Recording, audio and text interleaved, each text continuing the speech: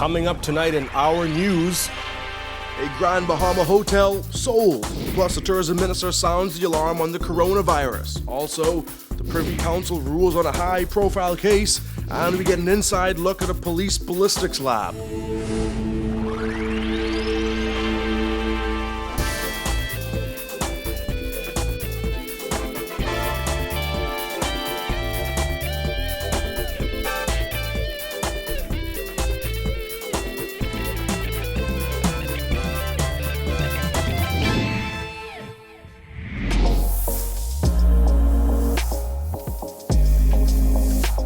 Our news is brought to you by Alive. Welcome to Our News, and thanks for joining us. I'm Jared Higgs. Topping news tonight: after spending $65 million to purchase the Grand Lucayan Resort, the government has agreed to sell it for $50 million, according to Lucayan Renewal Holdings Limited Chairman Michael Scott. During a Heads of Agreement signing ceremony on Grand Bahama today, the government touted a deal that is said to be beneficial to both parties. Kyle Joaquin is on that island and filed this report. After having its doors shut for several years after Hurricane Matthew, this Memories Resort here on Grand Bahama is set to become just that, a memory, because it will be demolished in just a matter of months and the space used for a water park. We were castigated for our decision to buy this hotel, even though our sole intention was purely to hold it for a short period of time as we sought out a reputable, well-funded, successfully managed company to acquire it and, more importantly, to develop it. A jubilant tourism minister, Dionisio de Aguilar, giving the "I told you so" to critics of the government's 2018 purchase of the Grand Lucayan Resort on Grand Bahama during the Heads of Agreement signing. A $300 million development now set to open in winter 2022 on Grand Bahama, the result of a sale to Royal Caribbean International and the ITM Group. Well, our plan worked. We purchased the hotel in September 2018, and 18 months later, here we are, selling it to Holistica. But after spending $65 million to purchase the shuttered resort and millions more to pay out voluntary separation packages and other expenses, for exactly how much did government sell the property? A figure was never given out on the podium during the celebration, and when we asked, we couldn't get a direct answer. I think probably you could get it through the government representative. So the buying price is going to be $65 million. Obviously there are issues at play, like insurance proceeds, and there are going to be rebates against the selling price because of the damage caused by the hurricane. Eventually, we spoke with Michael Scott, the chairman of the government's special purpose vehicle that was tasked with finding a buyer, who explained that on paper, the government actually sold the resort for $50 million. That's $15 million less than it paid for the property. On the documents that you will eventually see when they're made public, it's the purchase price is expressed as $50 million. The reason for that is that they are getting credit for as a result of the damage done to the property by Hurricane Dorian. Scott said the estimated hurricane recovery will be around $20 million. But the sale, according to Royal Caribbean's president Michael Bailey, is one that both sides are happy with. The extensive development, together with the phenomenal support from the Bahamian government, to truly transform this property into an unparalleled, world-class, premier attraction within the Caribbean and the region. The project will encompass two aspects, including Lucaya Beach and Freeport Harbor. And with the creation of 500 rooms during Phase 1 and 500 more during Phase 2, the development will include a casino, shopping village, 7-ship cruise port, and a water park, which will take shape upon the demolition of the Memories Hotel. 3,000 direct and indirect jobs will be created through this investment. And this investment will create additional employment opportunities for Bahamians in construction jobs as well as in operational positions as both the hotel property and the port property. While the signing has already taken place, Joshua Carroll, the VP of Destination Development for Royal Caribbean, says there are some things still in the works, like the completion of the environmental impact assessment. We've done the preliminary assessment, but the broad assessment is still underway. Okay, how long will that take? It'll be done in the next few months. In the next few months, we'll be completing that. So regardless of the findings of that EIA, the project still No, of course, we're going to make sure that the findings of the EIA are taken into account in in the construction process. Through our preliminary work, we know that there's nothing major here that needs to be considered, but to do the more thorough work, we have a couple of months more to go. Now, there are still some parts of this deal left to be worked out, but in the meantime, RCL is encouraging Grand Bahamians to get ready for a major boost in their island's tourism product. But for now, reporting from Grand Bahama for Our News, I'm Kyle Joaquin. As the coronavirus continues to spread, popping up in nearby Florida and the Dominican Republic, the Ministry of Foreign Affairs is advising Bahamians against non-essential travel to high-risk jurisdictions. Permanent Secretary Peter DeVoe Isaac said in a statement that persons who travel to those areas should expect to be routinely screened and tested and, if necessary, quarantined for up to 14 days in those jurisdictions and subject to additional screening upon their return to the Bahamas. Meanwhile, Tourism Minister Dionisio de Aguilar says he anticipates a reduction in visitor arrivals to the Bahamas. He said as travel has been proven to play a major role in the spread of the coronavirus, he expects many visitors to rethink their travel for leisure purposes. Every day you get up, I'm sure you get up, and I get up, and we say to ourselves, are we really going to make that trip? And when people start to ask themselves those questions, it is significantly impacting travel worldwide. So is there going to be an effect on our tourism arrivals? Absolutely. The coronavirus is now being blamed for 2 deaths in the United States, with 91 confirmed cases, including 2 in Florida, which many Bahamians frequent. As for a plan, de Aguilar says the Ministry of Tourism is following the lead of the Ministry of Health. Any country that thinks they're going to escape the effects of this coronavirus have their head in the sand. So we are, the Ministry of Health, of course, I'm sure you've spoken to the Minister of Health, has a mitigation plan in place. But to your question, is it going to affect foreign arrivals to the country? I'm sure it will. I don't know by how much. I don't know for how long. But yes, we're concerned about it. The Privy Council has quashed a Court of Appeal ruling that would have sent the wife of a deceased millionaire back on trial for murder. However, the London-based court says Donna Vasili must go back before the Court of Appeal in the Bahamas to argue why she should not go on trial again for the murder of her husband of 34 years, Philip Vasili.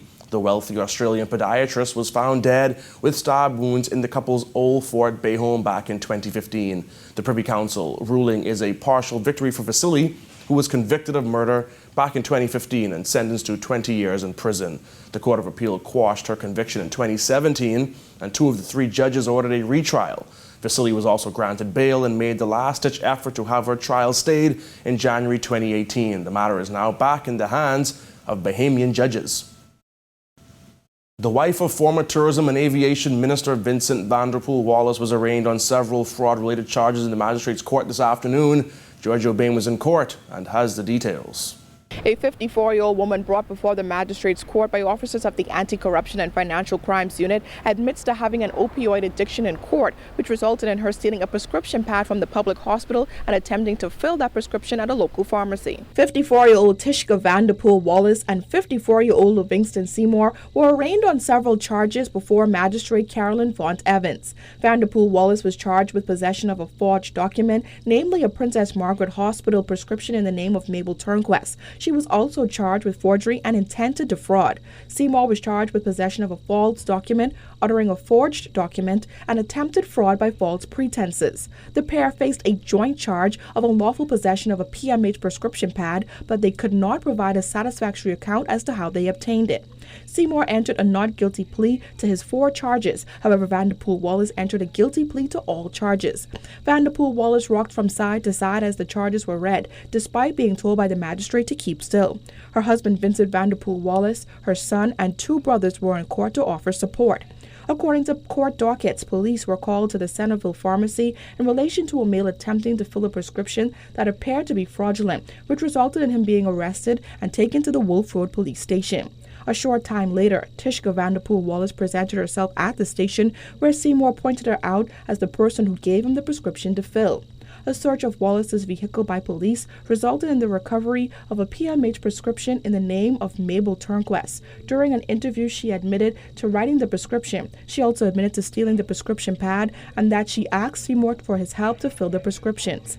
Vanderpool Wallace's attorney, Tony Lewis, said that the case is a matter where mental health issues arise and not a case of her filling for sale for others. According to Lewis, her client suffers from clinical depression and has been dealing with the issue for years and sees a therapist regularly. Lewis asserted her client has even been a patient at the Sandlands Rehabilitation Center. Lewis said her client's therapist was attempting to wean her off of the drugs that were similar to those that Vanderpool Wallace wrote the prescription for. Lewis told the magistrate that a custodial sentence would not be appropriate due to the reason that the drugs were sought. Magistrate Evans asked Vanderpool Wallace if she was a drug addict, to which she replied, "Yes, ma'am."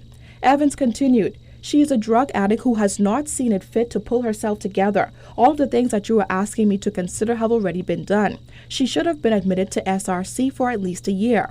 The prescription pad is a criminal act. While I feel sorry for her, she is a big grown woman." According to Vanderpool Wallace, she submitted to her family in October and that she is willing to change. Evans asked Lewis if she had in her possession any proof of her client's mental health, visit to SRC, or any doctor's report. She then stood the matter down to next Monday, March 9th, to allow Lewis to obtain those documents. Vanderpool Wallace will be remanded to the Bahamas Department of Corrections until such time. Seymour was also remanded and returns to court on May 7th for the beginning of his case. Reporting for Our News, I'm Georgia Bain. Police are searching for a suspect who allegedly escaped lawful custody last evening. According to the police report, 28-year-old Tomal Bo escaped around 7 p.m. on Sunday while being detained at Carmichael Road Police Station. It is unclear how the McKinney Drive resident managed to escape. For decades, thousands of guns and bullets have been analyzed by officers attached to the Royal Bahamas Police Force Ballistics Unit.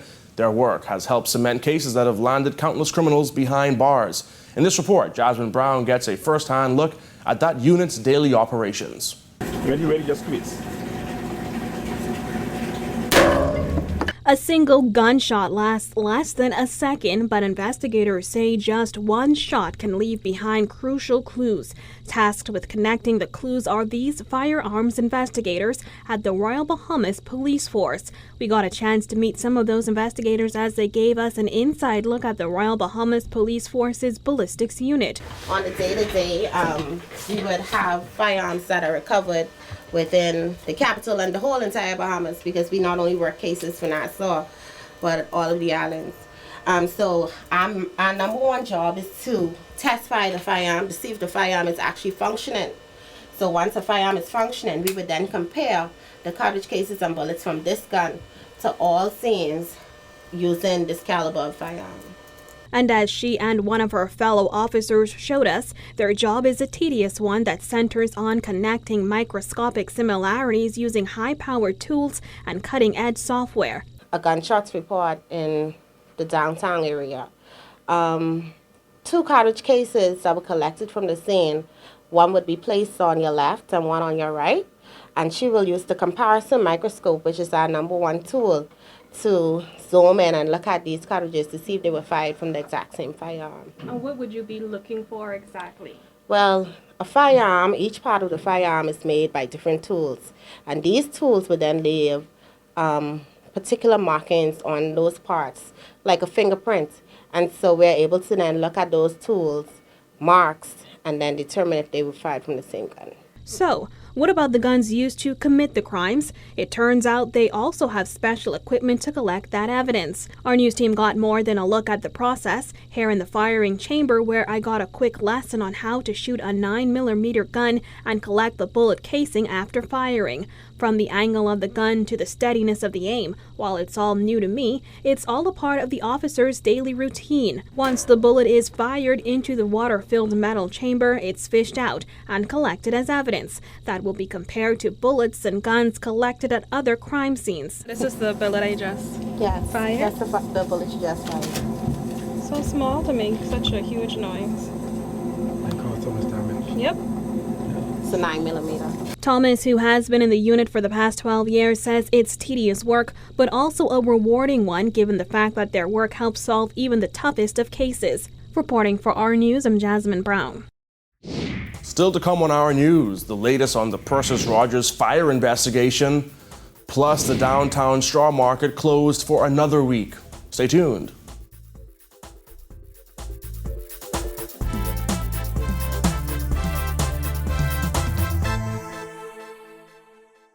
With Trio, you can get everything and more. Get 150% download speed increase than if you got internet alone, an enhanced television experience, and 15 phone features, all for, wait, it's still $99? But we boosted the internet speed. I'm just asking. Okay, fine. Just call 601-2200 and tell them that you want Trio, TV, phone, internet for $99. Powered by Rev. You and us together.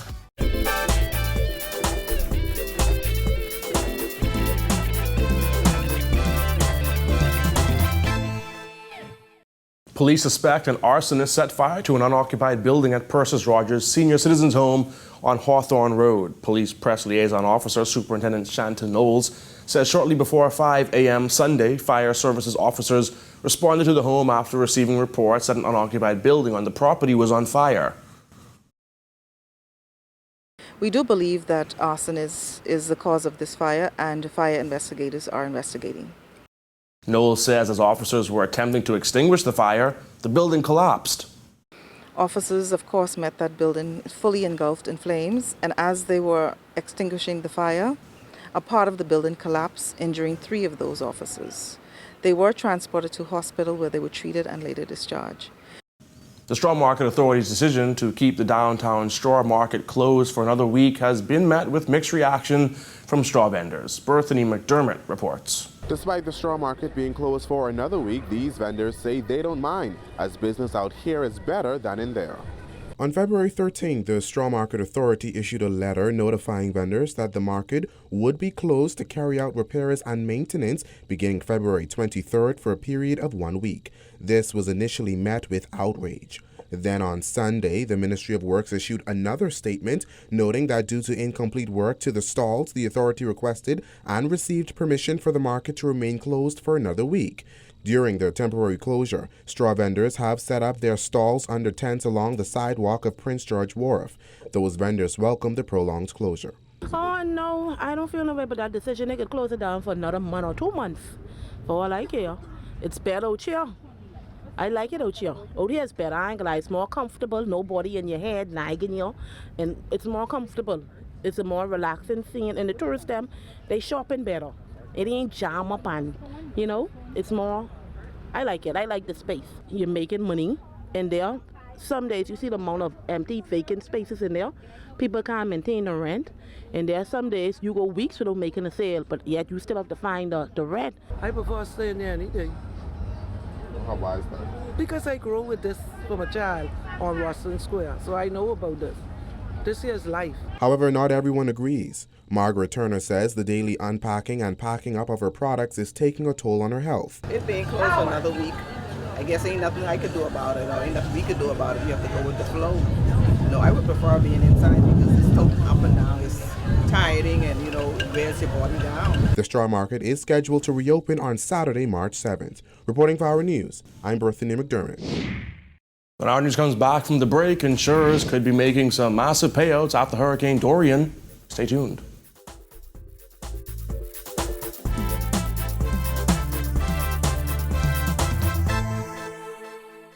With Trio, you can get everything and more.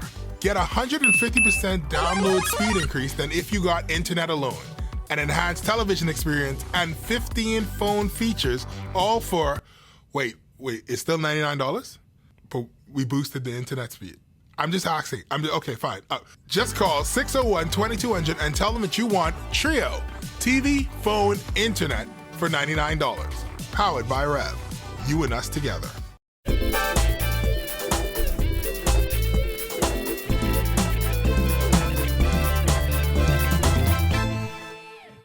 Welcome back. Insurers in the Bahamas could pay out as much as $2 million in insurance claims from Hurricane Dorian damage. It's just one of the many vulnerabilities to be discussed this week when Royal Fidelity hosts its annual Bahamas Economic Outlook at the Bahama Resort. This year, the focus will be on the impact of climate change on small island states. Charles Johnson, a chartered insurance professional, said now is the time for everyone to think about protections like insurance. But at the moment, Dorian has not had any effect so far on any company that I'm aware of to be able to provide hurricane insurance on property in the Bahamas. So this is really the time. We are still a couple of weeks away from the 1st of June when the hurricane season starts. And this is really the time when persons should be considering insuring their properties. It doesn't mean that once the season begins, insurance is not available. But of course, you know, anytime after the 1st of June, we are subject to begin to see hurricanes, you know, for the next season. During the conference on Wednesday, many of the presenters will tackle the issue of the resiliency of the Bahamian economy. The insurance industry in the Bahamas is extremely resilient. Despite the fact that Dorian was a fairly large loss, it's not, you know, we're used to dealing with large hurricanes. Matthew and a few others, over the last 3 or 4 years, we've had numerous hurricanes that affected the insurance industry. We've been able to successfully deal with those claims quickly and efficiently.